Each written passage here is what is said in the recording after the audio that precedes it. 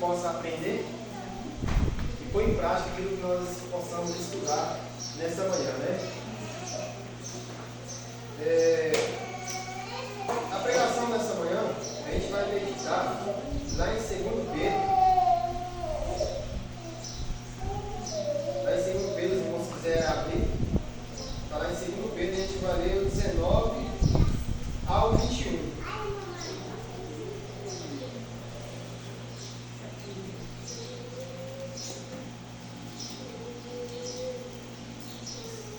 O título da mensagem dessa manhã é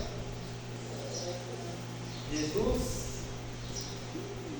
nos chama para a salvação, né? Jesus nos chama para a salvação. 2 Pedro 1, 19 ao 21. Vamos orar? Para Deus nos dar entendimento da sua palavra? Oremos. Pai amado que está no céu, estamos aqui, Senhor, com a Bíblia aberta e estamos dispostos a buscar um pouquinho mais de Ti, Senhor. Buscar um pouquinho de sabedoria, aprender um pouquinho sobre o que o Senhor quer que a gente possa levar para as nossas vidas, Senhor. Nos abençoe, Pai, abra os nossos corações. Dita as palavras que foram aqui faladas, Senhor. Por favor, Senhor, nos abençoe. Isso que eu lhe peço, em nome de Jesus. Amém. Diz assim, a minha versão, né? Na linguagem de hoje.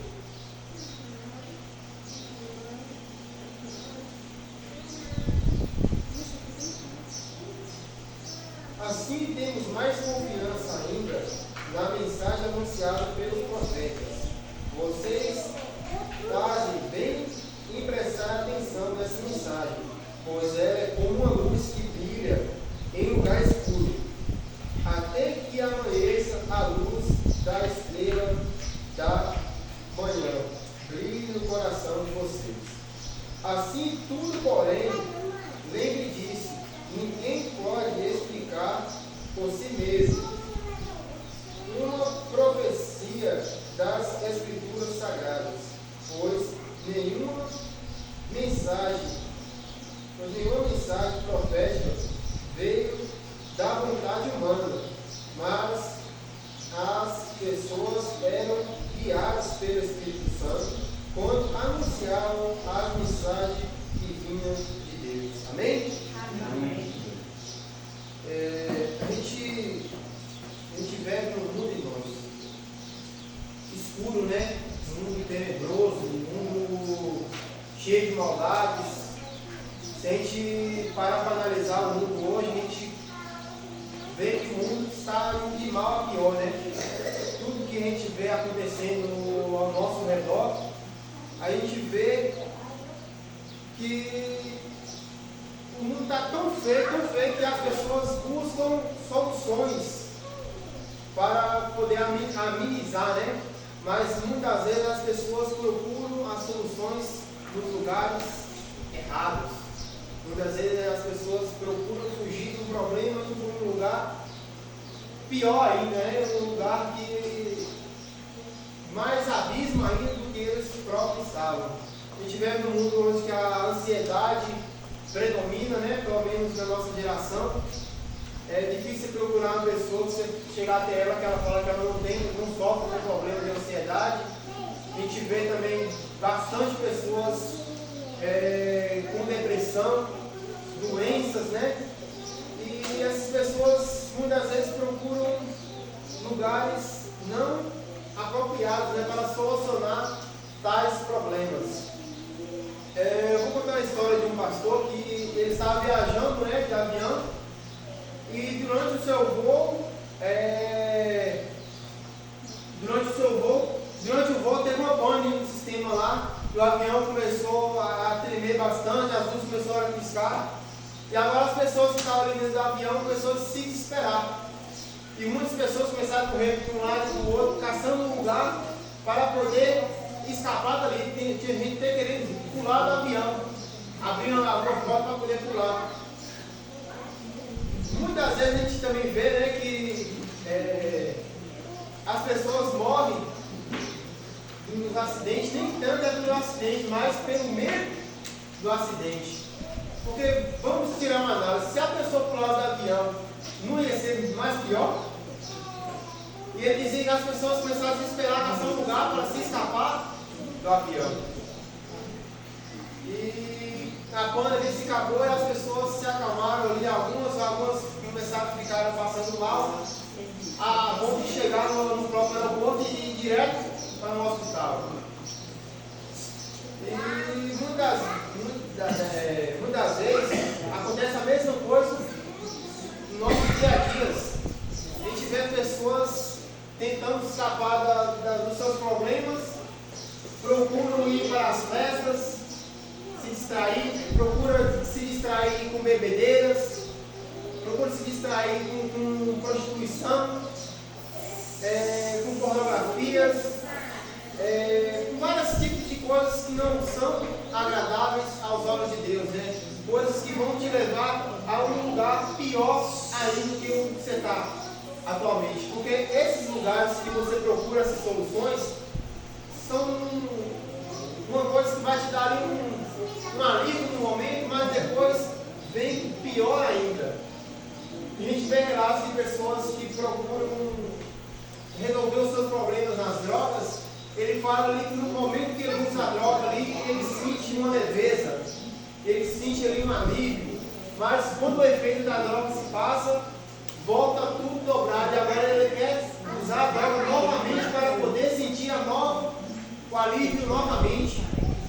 Mas quando o efeito sai de novo, isso vira uma rotina e ela vai se acabando nas drogas, e a gente vê que nosso mundo hoje é um mundo que as pessoas mais usam drogas de todos os tempos, né? Mais usam drogas, mais consumem bebidas alcoólicas, mas isso é um motivo de escape para a sua situação que ele está no momento.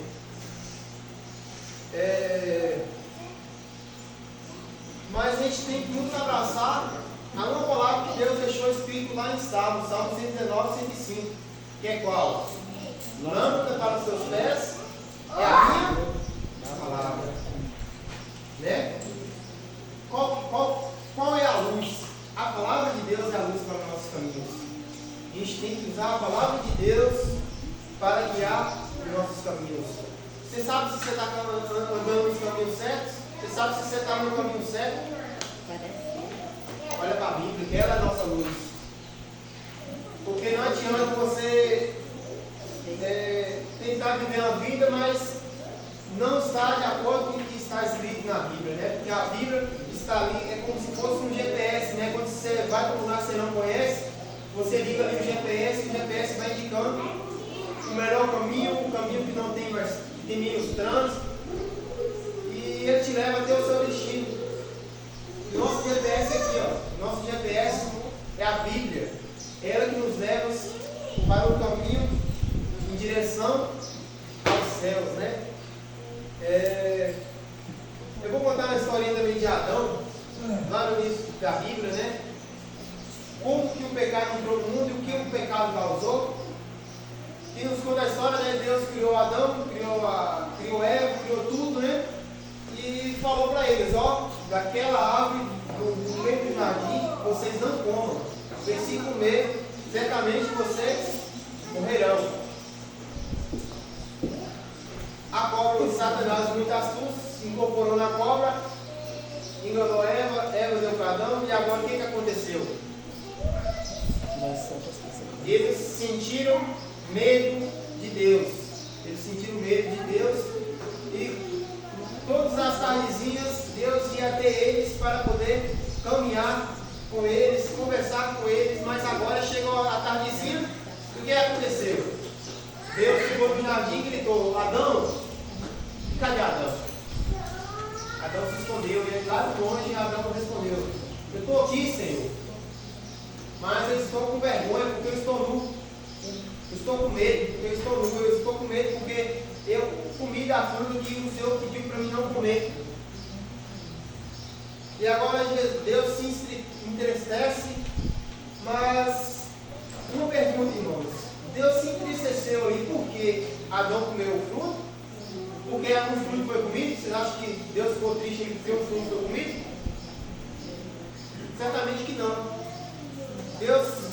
se entristeceu porque agora o seu filho tem medo dele. O seu filho está com medo dele. A gente que já tem filhos, normalmente a gente corrige nossos filhos para o bem dele, né? Para ensinar as coisas que é certo, as coisas que são erradas.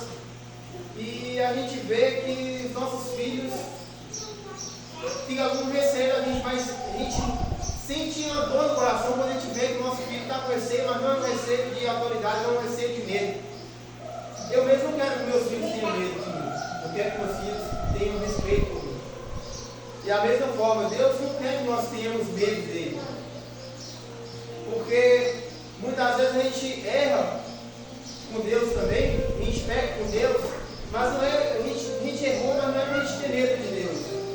A gente tem que ter o respeito, a gente tem que ter a consciência que a gente fez errado, mas se entregar para Deus. Ó Deus, eu errei, estou aqui pedindo perdão. Estou aqui porque eu errei, mas não ter medo de Deus. Eu errei, agora vou me afastar de Deus porque eu estou com medo do que Deus vai fazer comigo. A gente não tem que pensar dessa forma. Deus não tem prazer em nos corrigir. Deus não tem prazer em nos castigar. Deus está pronto para nos salvar. Ele está disposto a nos salvar. Ele está disposto a perdoar todos os nossos pecados para nos levar à salvação. Quando a gente já nasce com a salvação garantida. A gente já nasce com a salvação garantida. Mas com o decorrer do tempo a gente vai caminhando, aí você vai saber se você está caminhando em direção à salvação que você já foi ganhado, ou você está caminhando em um lugar diferente da salvação. Deus já deixou a salvação pronta para nós. A salvação aqui está de graça para vocês. A salvação é sua. Basta você aceitar ou não. É uma história que o pastor Bulhão conta. Que o pastor Bulhão conta que é o seguinte: o que a criança precisa para nascer? Ela não precisa de nada para nascer. Agora, para ela continuar viva, ela precisa de quê? Ela precisa de respirar, ela precisa de se alimentar e ela precisa de se movimentar, né, para não se atrofiar. Da mesma forma, a nossa vida cristã, a nossa vida com Deus, as nossas vidas em direção aos céus. O que a gente precisa para ser salvo? A gente já nasce salvo. Como um bebê, já nasce. Mas a gente precisa de quê? Respirar, se alimentar e se movimentar. O que é se alimentar na vida cristã? Aqui, ó. Alimentar a palavra de Deus. Para a gente abraçar a nossa salvação, a gente tem que alimentar da palavra de Deus. Segundo, a respiração. O que é a respiração? É oração. A gente precisa ter oração com Deus diariamente, uma comunhão com Deus, estudando a sua palavra, alimentando a palavra do Senhor e orando. E a terceira, se movimentar, é se manifestar, não simplesmente ficar em casa, não falar para o vizinho do amor de Deus, não vir para a igreja para falar do amor de Deus, não falar do amor de Deus para os irmãos, para um vizinho, para um desconhecido, porque é muito egoísmo nosso achar que só nós merecemos a salvação. A gente tem que levar a salvação também para outras pessoas.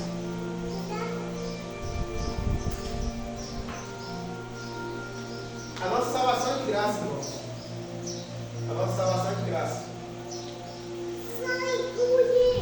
E como a gente vai saber, irmãos? Como a gente vai saber que a gente está no caminho certo? Como a gente vai saber que a gente está fazendo de acordo com a vontade de Deus? Porque a Bíblia fala que a salvação é de graça. Mas como a gente saber que a gente está aceitando a salvação?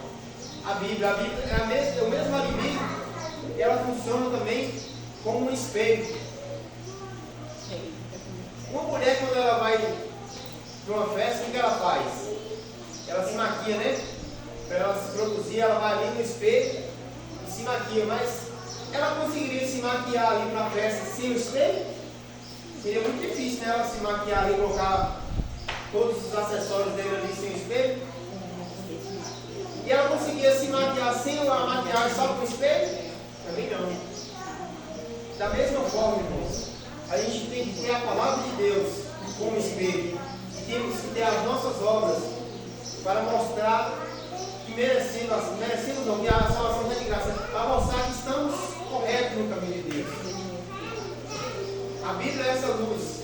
A Bíblia é o alimento. E a Bíblia também é o alimento, né? A Bíblia é o alimento também. Que o Senhor possa nos abençoar nessa manhã. E temos a certeza, né? Que Deus odeia o pecado, mas Ele ama o pecador. E mesmo que a gente erre, que a gente possa voltar para Cristo, pedindo perdão, que Ele está disposto a nos perdoar, né? Ele está disposto a nos perdoar para que possamos ter uma vida íntima com Ele e para que possamos obter a salvação que Ele nos deu. Que Ele possa andar conosco, lado a lado lá no céu. Ele anseia, irmãos, para a gente chegar lá no céu, andar com Ele lado a lado e agora a gente começar a conversar com Ele, perguntar perguntas e ver como é maravilhoso o céu, né? Ele está disposto a passear conosco lá no céu, mostrar as belas coisas que Ele criou. Deus anseia por isso, irmãos. Jesus anseia por isso. Você está ansioso por isso também? Esperamos que sim, né? Vamos ficar de pé para a gente encerrar o nosso irmão. Vamos cantar o hino de Deus de Israel.